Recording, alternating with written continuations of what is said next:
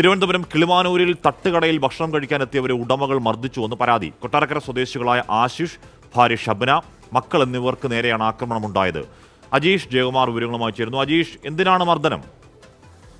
ഹാഷ്മി, എന്തായാലും ഈ കുടുംബം ഇന്നലെ രാത്രി തിരുവനന്തപുരത്തൊക്കെ പോയി തിരിച്ച് വീട്ടിലേക്ക് പോവുകയായിരുന്നു. കൊട്ടാരക്കര സ്വദേശികളാണ് ഇവർ. ഈ ശബ്നം അസിസ്റ്റന്റ് പ്രൊഫസറാണ്.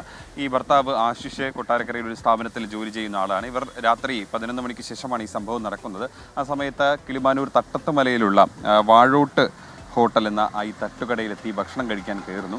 ഈ അകത്ത് കയറിയ സമയത്ത് അവർ ഓരോരുത്തരും ഓരോരോ ഭക്ഷണം പറഞ്ഞു, ദോശയും പൊറോട്ടയും ഒക്കെ പറഞ്ഞു. അതിനുശേഷം ഈ കഴിക്കാൻ ചമ്മന്തി ചോദിച്ചപ്പോൾ ആദ്യം അവിടുത്തെ ജീവനക്കാർ ചമ്മന്തി ഇല്ല എന്ന് പറഞ്ഞു. പിന്നീട് വീണ്ടും ആവർത്തിച്ച് ചോദിച്ചപ്പോഴാണ് അവിടുത്തെ ജീവനക്കാരൻ ദേഷ്യത്തോടെ ഈ ഒരു തൊട്ടിയിൽ കൊണ്ടുവന്ന് ഈ ചമ്മന്തി മേശപ്പുറത്ത് ബലമായി ഉറപ്പിച്ച് അടിക്കുകയും ചെയ്തത്.